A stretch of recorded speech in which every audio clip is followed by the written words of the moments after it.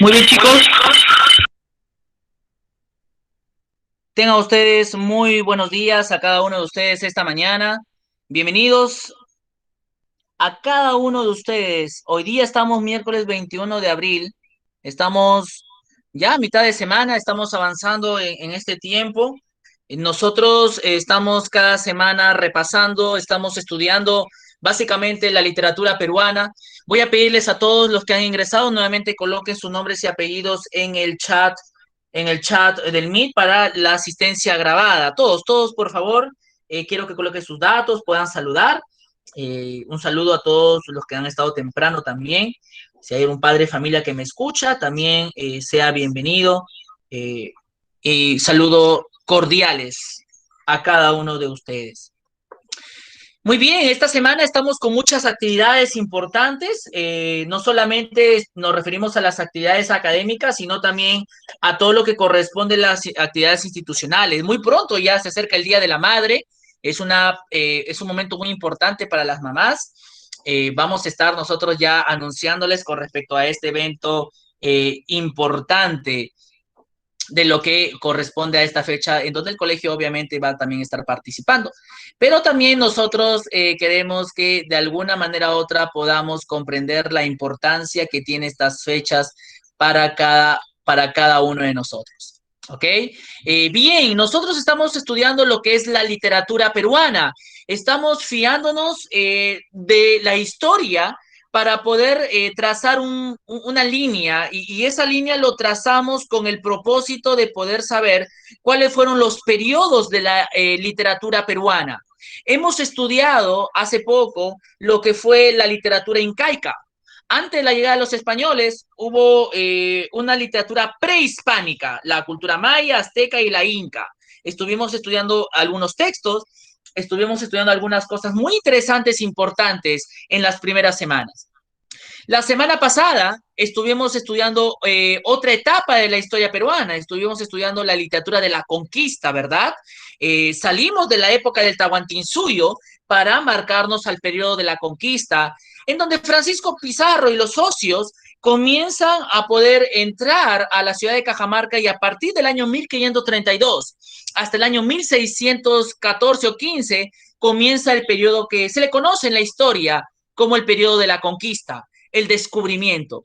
No solamente de lo que corresponde al Perú, sino también en toda América. México también fue un país que sufrió la conquista netamente española. El día de hoy entramos a otra etapa de la historia peruana, otra etapa en donde ya no tanto se va a hablar de conquista, sino se va a hablar más de establecimiento o lo que la historia lo llama la colonia peruana. Esta colonia también se le conoce como la literatura del virreinato. Es una época en donde el Perú estuvo prácticamente colonizado por cerca de los 300 años de dependencia española. Un momento en la cual el Perú comenzará a adoptar la herencia cultural literaria de España. España comienza a modificar ciertos aspectos importantes de la vida, comienza a sentarse y a convivir con los peruanos. En plan lector, el día lunes, habíamos analizado un texto, ¿verdad? Un texto romántico, una epístola, habíamos estudiado a Amarilis, ¿verdad? Habíamos visto algunos aspectos importantes de Amarilis dentro de la literatura colonial. Hoy día vamos a ver algunos rasgos importantes del contexto histórico, cómo se movió el Perú en la época colonial. Posteriormente vamos a ver las características literarias de este tipo de literatura y posteriormente vamos a ver algunos representantes de tres periodos básicos de la colonia, como fue el Renacimiento y como fue el neoclasicismo importante. ¿Ok? Yo espero que esta mañana cada uno de nosotros podamos comprender ello. Ahora, qué importante es que nosotros nos ubiquemos en el tiempo. Es muy importante. Cuando hablamos de la colonia, hablamos de un momento histórico. A partir del siglo XVI, la corona española inició una política de colonización. Obviamente, trató de que el continente americano sea una nueva España a través de virreinatos. Existió el virreinato en el Perú, en México, en Centroamérica, en Norteamérica. Comenzó un periodo netamente de coloniaje. El virreinato peruano es el intermedio entre la conquista y la independencia. Un periodo que abarca aproximadamente 300 años en que fuimos colonia de España y producto de esta dominación española, aún tenemos rasgos de la herencia colonial.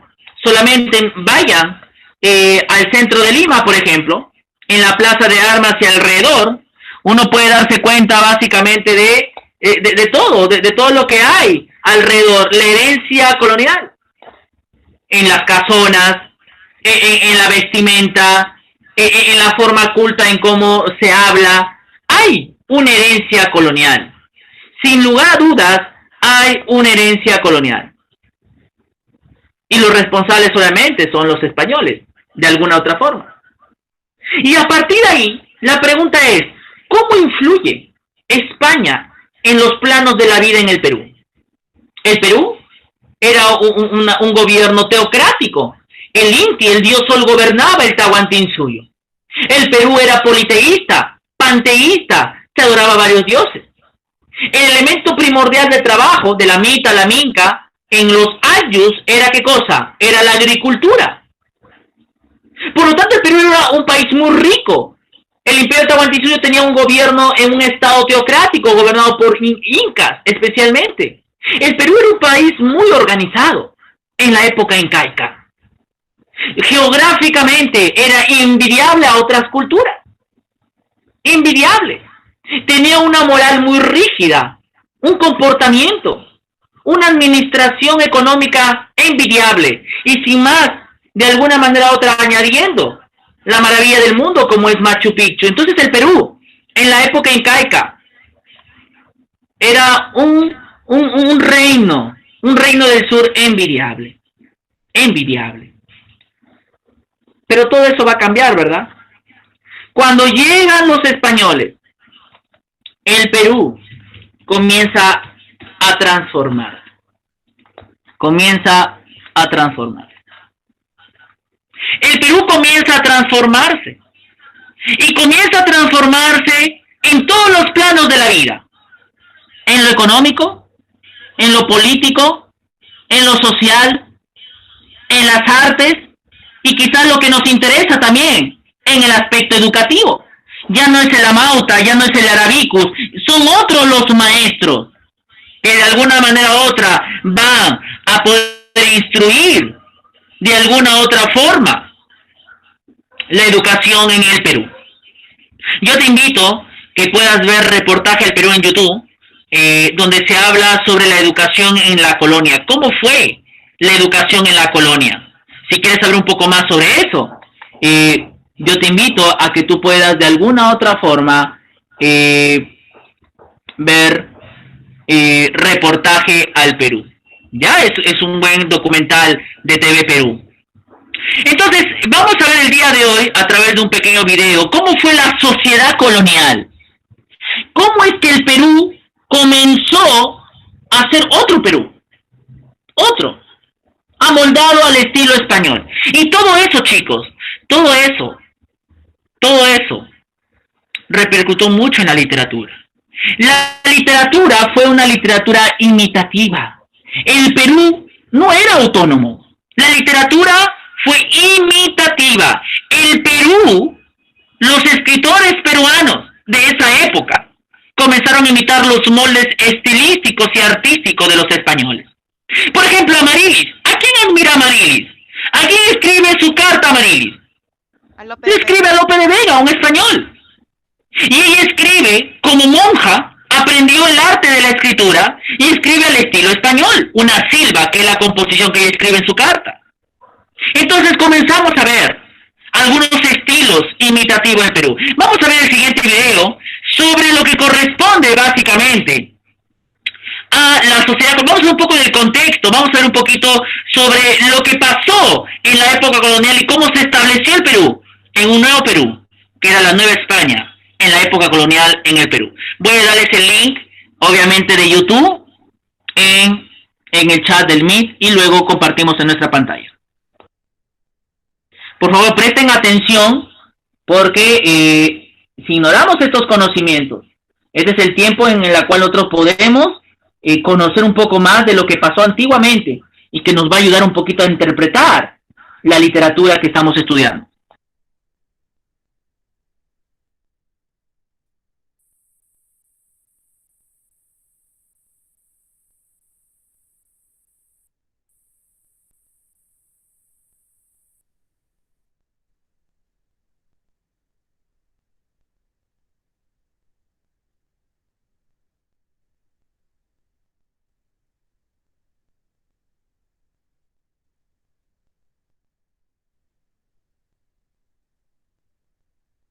En este vídeo vamos a ver algunas imágenes y quiero que vean que a través de las imágenes tú puedes ver cómo era la sociedad, la cultura, la vestimenta, los gustos, las costumbres.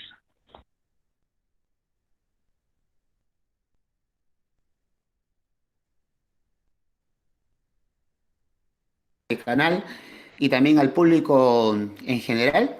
Vamos hoy a avanzar con un nuevo video. Esta vez el tema de hoy es la sociedad colonial en el Perú, en los tiempos del virreinato. No se olviden de compartir, también los que falta suscribirse acá al canal de conocimiento, este hermoso conocimiento del presente y del pasado. Bueno, vamos, como ya se mencionó, a hablar de la sociedad colonial en los tiempos virreinales aquí en el Perú. Cabe recordar que el virreinato del Perú va a abarcar desde mediados del siglo XVI hasta la segunda década del siglo XIX. Son prácticamente casi 300 años de historia que van a marcar bastante la historia de nuestro país. Muchas de las cosas que ahora nosotros tenemos los peruanos vienen de la época del virreinato, la identidad hispana, también tenemos el idioma, la religión que es mayoritariamente católica en nuestro país. Por eso la gran importancia de estudiar el virreinato. Esta vez nos vamos a dedicar más que todo al aspecto social. En primer lugar, hay que ver claramente el carácter de la sociedad colonial, ¿no? Que va a ser un carácter clasista, puesto que se divide en clases sociales, hay obviamente relaciones de explotación. Es racista, puesto que los españoles utilizaron la diferenciación del color de piel para que así se justifique la explotación de las masas, específicamente de la población de origen andino autóctono y también a los traídos a la fuerza desde África, ¿no? La población afroamericana. Y estamental, este concepto de estamentos viene desde la época medieval, ¿no? En la cual tenemos dos estratos bien marcados, ¿no? Tenemos el estamento de la nobleza, nacida con privilegios, y también está el estrato del pueblo, ¿no? Los trabajadores, ¿no? Y esto va a ser inclusive justificado bastante por la Iglesia católica, que viene a ser una institución predominante en los tiempos del virreinato. Y claro, según algunas verificaciones, tenemos tres sectores importantes: la nobleza, los plebeyos y también la base popular compuesta por campesinos y esclavos.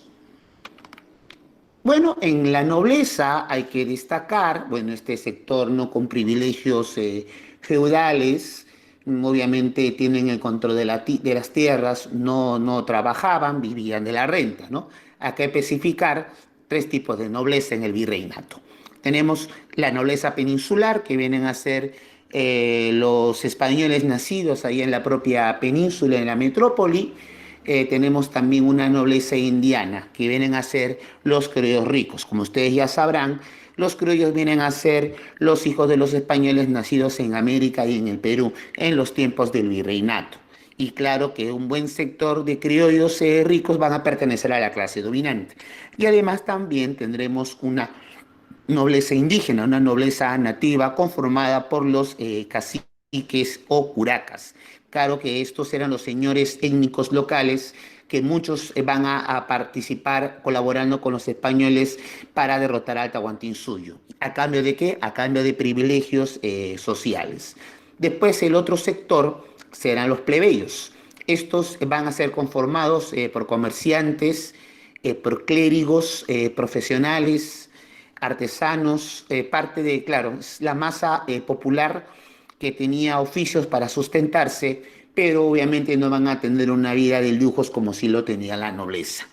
Y finalmente tenemos los campesinos y esclavos, ¿no? En el caso del campesinado tenemos los Hatunrunas, que vienen a ser los campesinos indios pobres, ¿no? Por la población andina. Y finalmente también tenemos a los esclavos que eran de origen africano. Cabe resaltar que desde inicios de la dominación española, los monarcas españoles prohibieron la esclavitud de la población nativa. Por lo tanto, los que van a tener ese estatus de dominación social serán la población afroamericana. Bueno, acá observamos, ¿no? En la imagen, en estos dibujos de Huamán Poma de Ayala de finales del siglo XVI, cómo se expresa la explotación hacia las masas populares. En la primera imagen observamos cómo el clérigo abusa de la campesina en el obraje, ¿no? Obviamente maltratándola. Y también por el otro lado, en la segunda imagen, vemos cómo el patrón español maltrata a los esclavos, ¿no? De origen africano. Es obvio que la sociedad virreinal, como la sociedad peruana de ahora, es una sociedad de injusticia social y de grandes En esta imagen que vemos en la pantalla, podemos notar algunos dibujos de Guamampoma de Ayala, el escritor que habló sobre las crónicas, en donde se ilustra algunas formas de esclavitud por parte de la religión católica, la iglesia en el Perú, por parte de los españoles y algunos soldados. Y vemos ahí cómo hay algunos dibujos que llegan hasta el día de hoy a nosotros para darnos una idea de lo que pasaba en ese tiempo.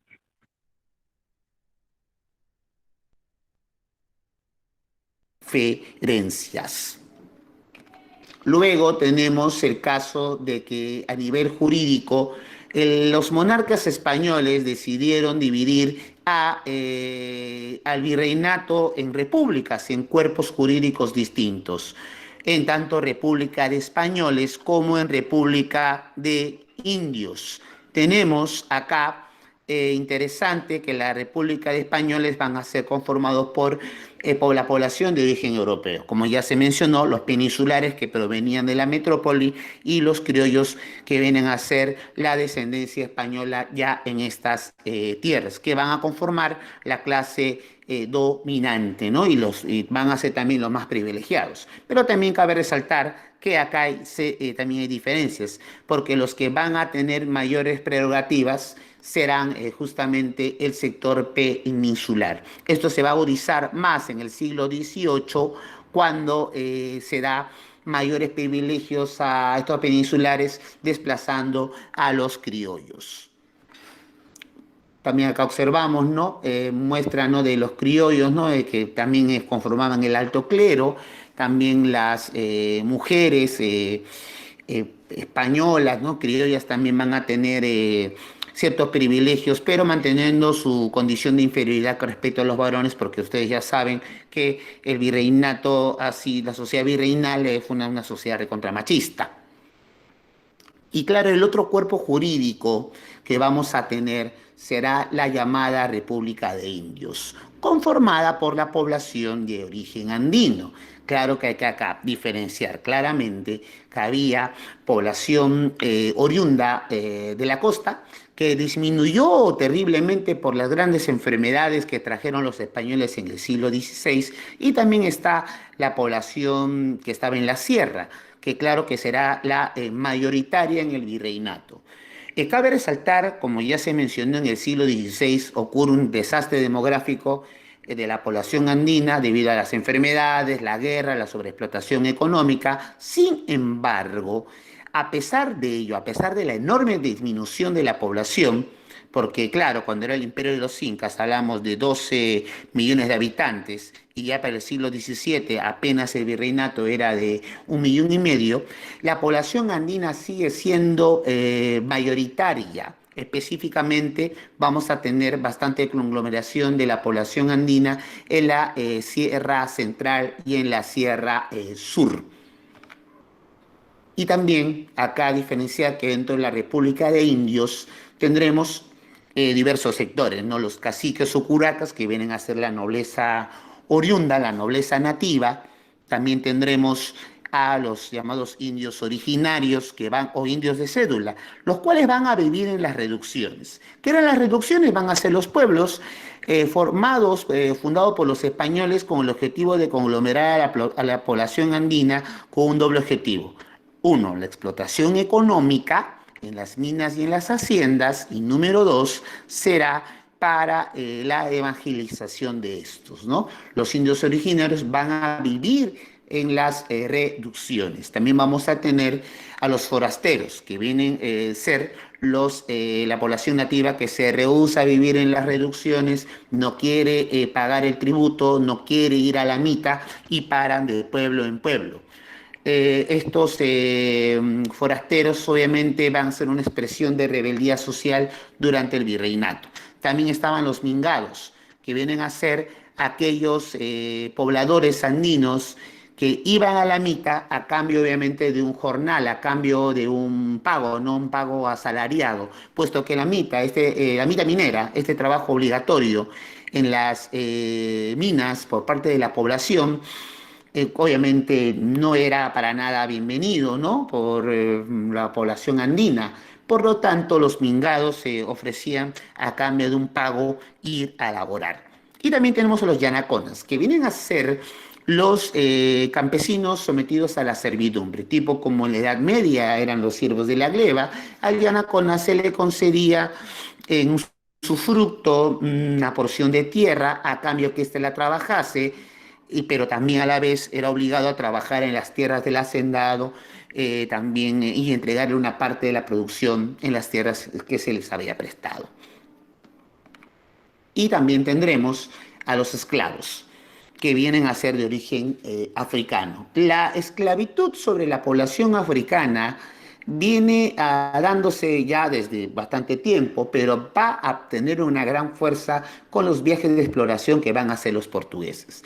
Los portugueses van a ser los especialistas en el comercio negrero, van a secuestrar a las diversas poblaciones de la costa occidental de África, ¿no? Hablamos de Guinea, de Senegal, del Congo, y eran llevados a América para ser utilizados como mano de obra.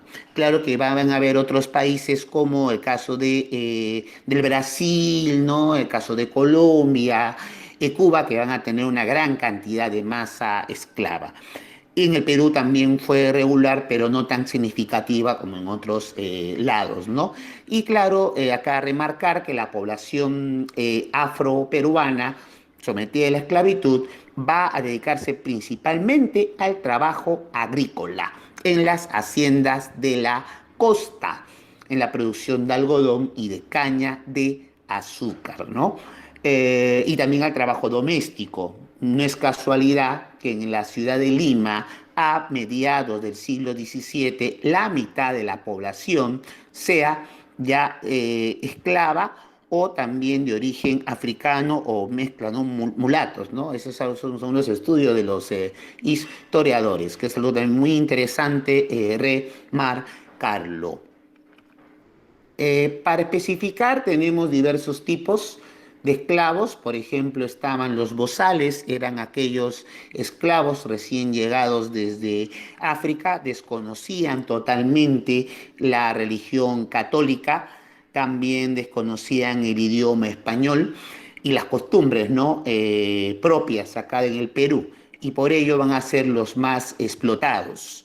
También tenemos los ladinos o criollos, eran aquellos esclavos que ya conocían la idiosincrasia occidental, conocían la religión católica, hablaban el español, porque ya tenían buen tiempo en América y en el Perú, ¿no? Cabe resaltar que los esclavos eran vendidos a diversos amos por varias veces en el transcurso de su vida. A veces cambiaban normalmente entre 4 o 5 dueños. Y claro que los dueños, para resaltar que son su propiedad, van a obviamente meterles hierro candente en la piel. Qué importante es que cada uno de nosotros, al mirar este contexto histórico, algunos puntos importantes podemos ver, por ejemplo, el idioma. El idioma siempre ha sido un aspecto muy fundamental. Qué complicado habrá sido para los peruanos incas, porque todavía existía rasgos de ese imperio, aprender el castellano. Básicamente el castellano se forma debido a eso, ¿no? Debido a esa herencia cultural. Hemos visto, por ejemplo, cómo se forman las razas, que era un cimarrón, que era un mulato, que era un criollo, que era un mestizo. Había ya una transformación en el antiguo Perú. Y el proceso de la colonia es un proceso muy difícil. Es un proceso en donde ya se establecen las clases sociales. En el incanato, obviamente existían clases sociales, la panaca real y el pueblo, pero aquí vemos ya marcado lo que es la República de Españoles y la República de Indias. Entonces, comenzamos de alguna manera u otra a entender que haya una sociedad clasista. En el plano económico, obviamente, la agricultura fue reemplazada por la minería.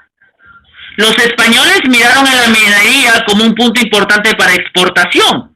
Se dice de que mucho del oro peruano fue llevado a España, básicamente, pero también fue distribuido en toda Europa a raíz de los piratas, los corsales.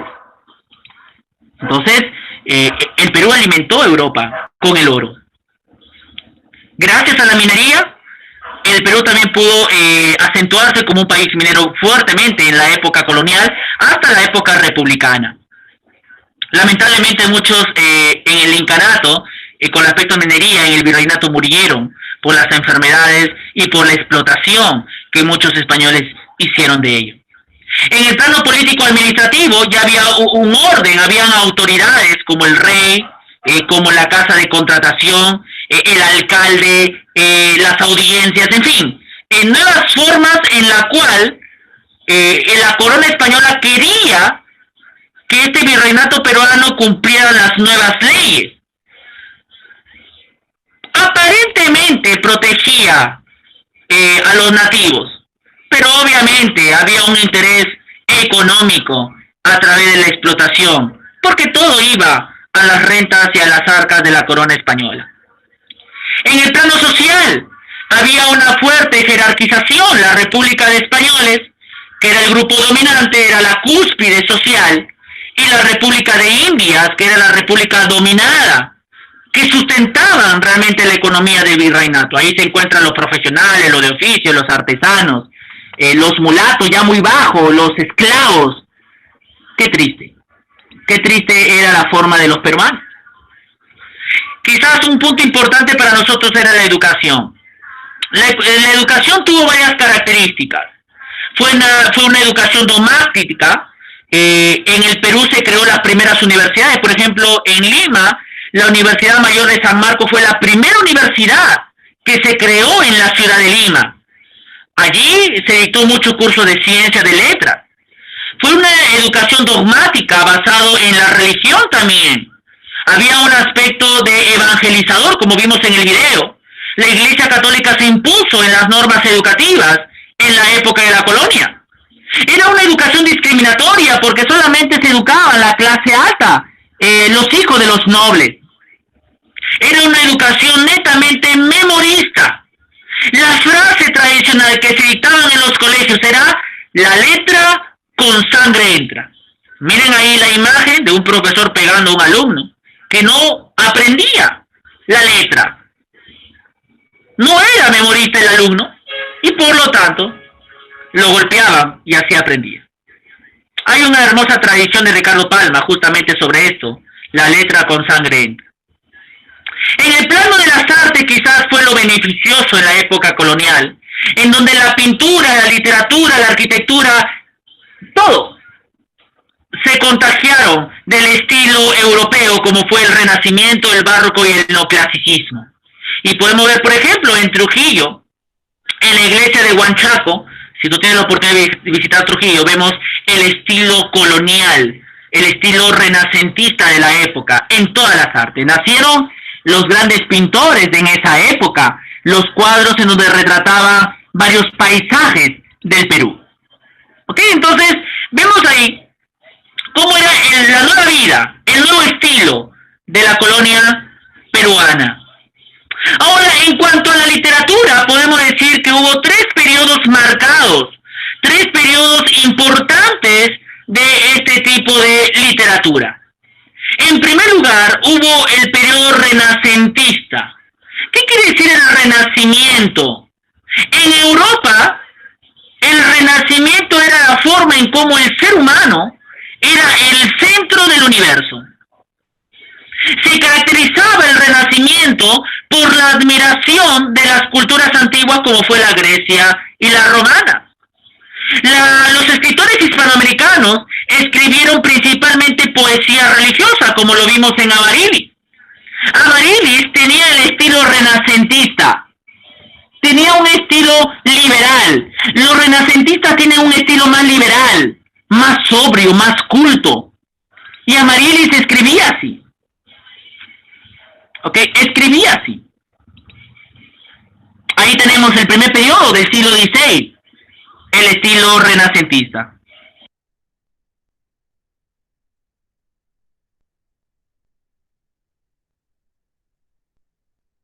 Entonces, vemos ahí el primer estilo de nuestra literatura, el estilo renacentista. El segundo estilo en esta época colonial fue sin lugar a dudas el estilo barroco, o llamado también el barroco literario. Se desarrolló posiblemente entre los años 1600 hasta el año 1750, obviamente de nuestra era. Ahora, básicamente este era un estilo pero muy fuerte, muy elegante, pero un estilo recargado, muy recargado de recursos literarios. Le dio mucha importancia a la poesía.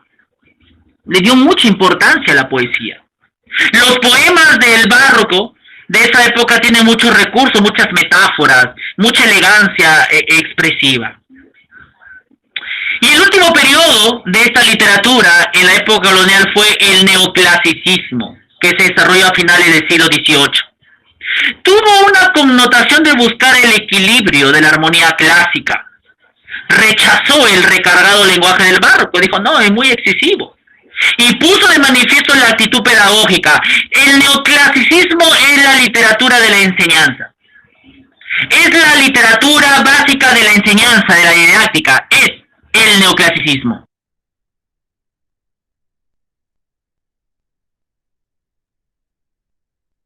Entonces, vemos ahí los periodos básicos de nuestra literatura colonial o virreinal.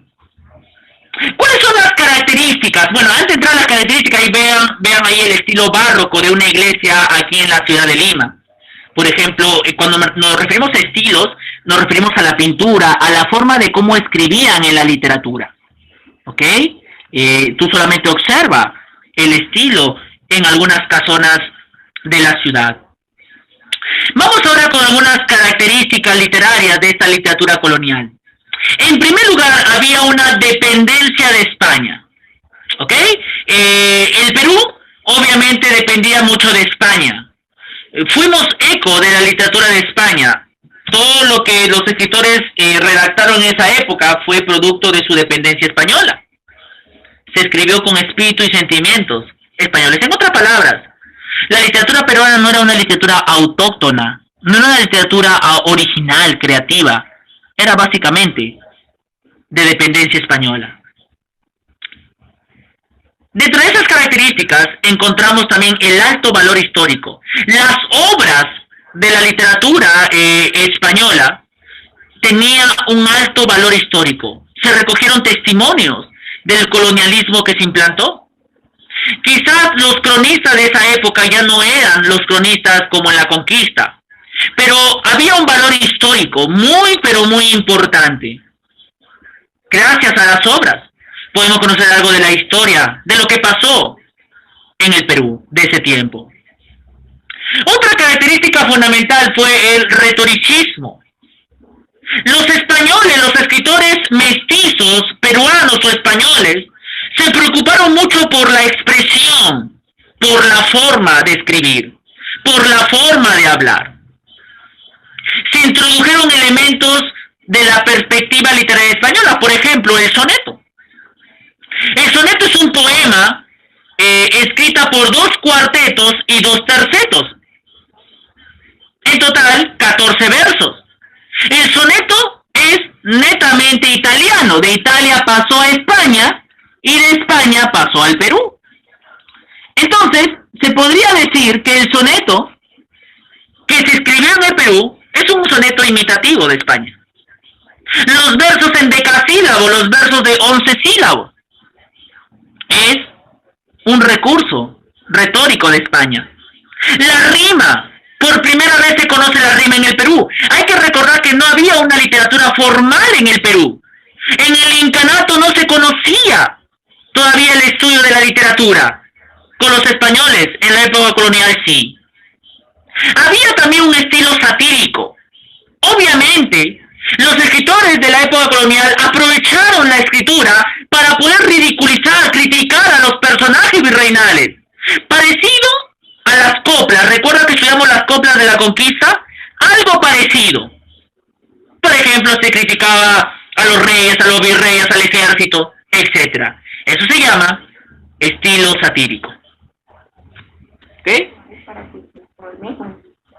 Y por último, el resumen quizás de estas características importantes de la literatura es la imitación.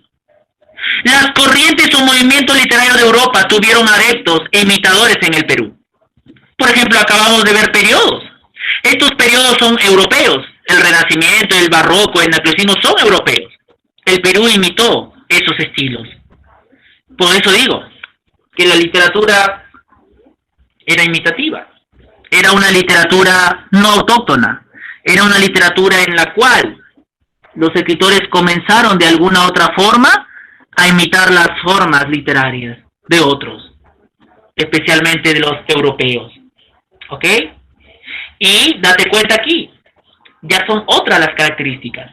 Yo espero que tú conscientemente estés dando la comparación.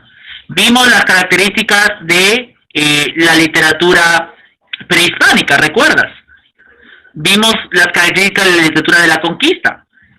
Ahora, vemos las características de la literatura colonial. Ya luego, posteriormente, te vamos a dejar una tarea en donde tú vas a tener que hacer un cuadro comparativo de características de la prehispánica, de la conquista, de la colonial y lo que vamos a estudiar las próximas semanas, que es la emancipación. Ya, prepárate, revisa tu material de estas 3 características para que sepas cómo el Perú se ha ido formando de manera literaria. ¿Ok? Muy bien.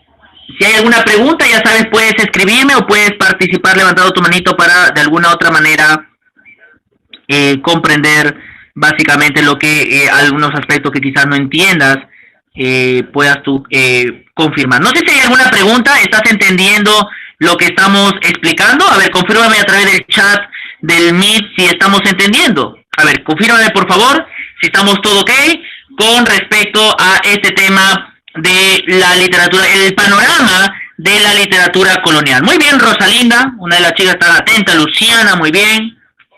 Excelente, excelente. Muy bien, allí están confirmando las chicas, los chicos también.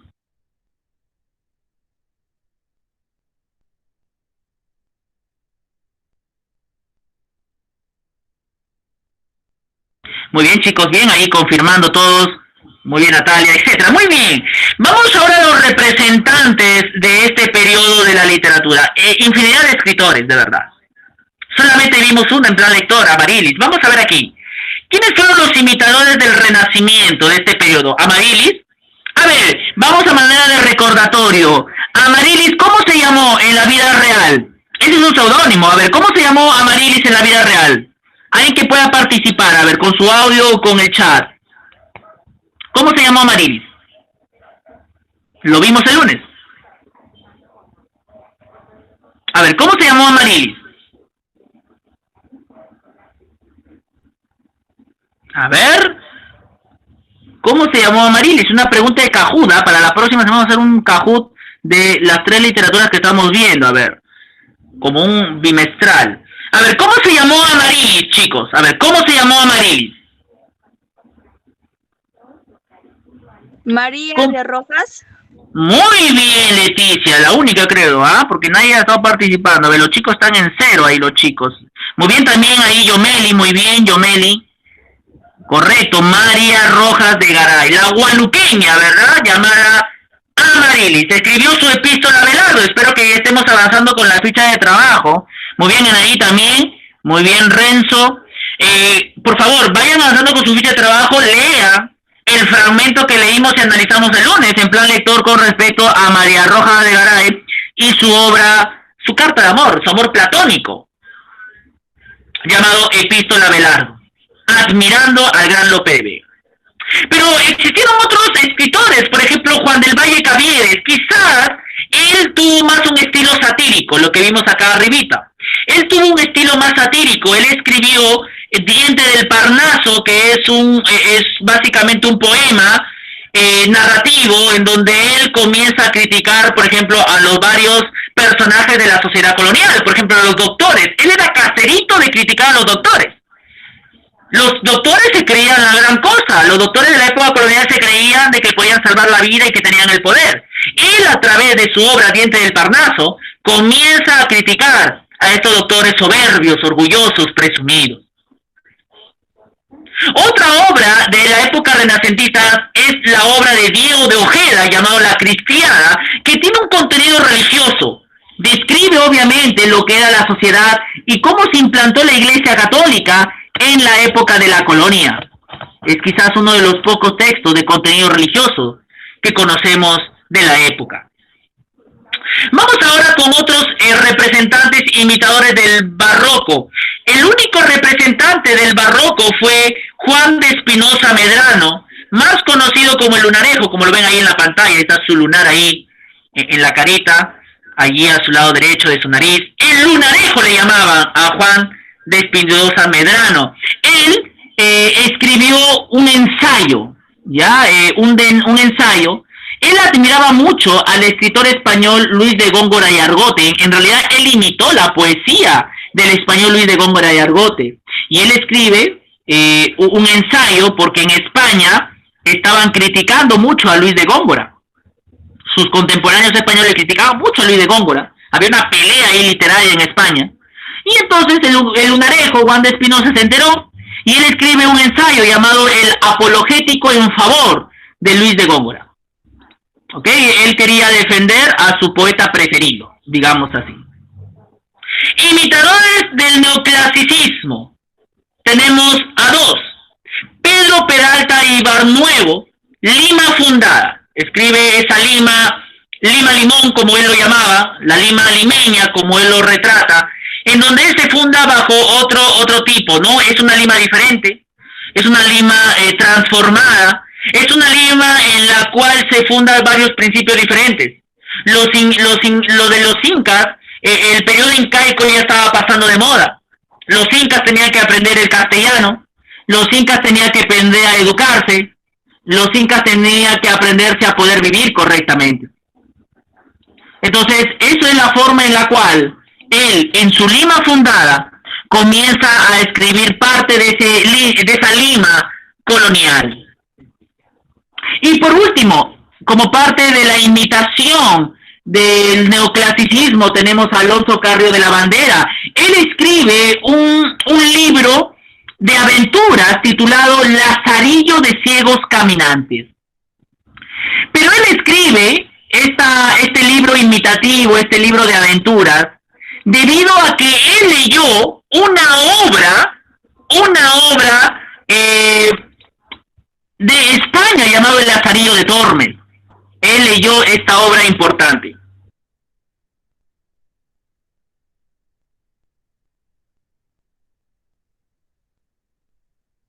Entonces, vemos aquí, a través de este periodo, cómo los escritores de la época comenzaron de alguna manera u otra a retratar básicamente todo lo que se estaba escribiendo.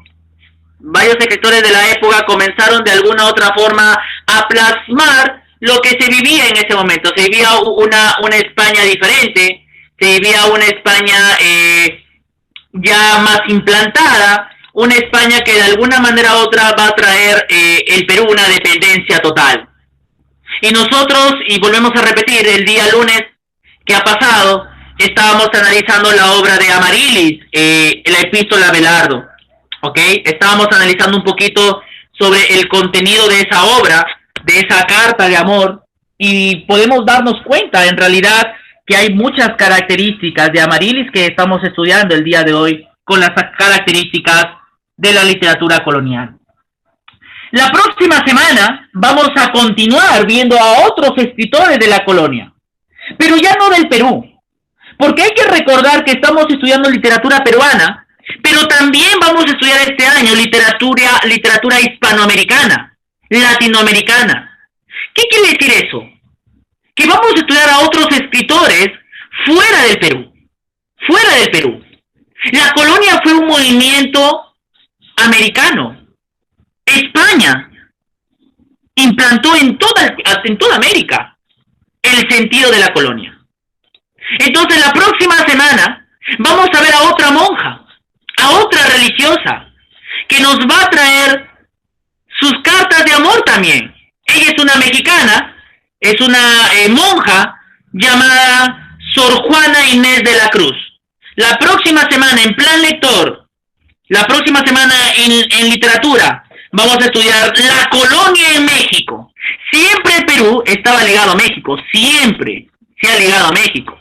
Por lo tanto, vamos a estudiar básicamente la colonia en México. Y vamos a conocer un poco de los mexicanos, cómo fue el desarrollo de su literatura. Vamos a conocer un poquito sobre cómo fue el proceso colonial, pero también lo que nos interesa, vamos a ver a Sor Juana Inés de la Cruz, vamos a ver una de sus obras poéticas más importantes, como son sus redondillas. Se le llamó sus poemas Las Redondillas. Chicos, nos vamos a dejarlo aquí esta mañana. Continúen en Classroom con los trabajos, no olviden su ficha de trabajo en Plan Lector y nos vemos pronto. Cuídense mucho, nos vemos, chao. Chao, Eika, cuídate a todos. Nanaí, saludos, Nanaí, Maricielo, Luciana, todos, cuídense. Chao a todos en el chat, chao.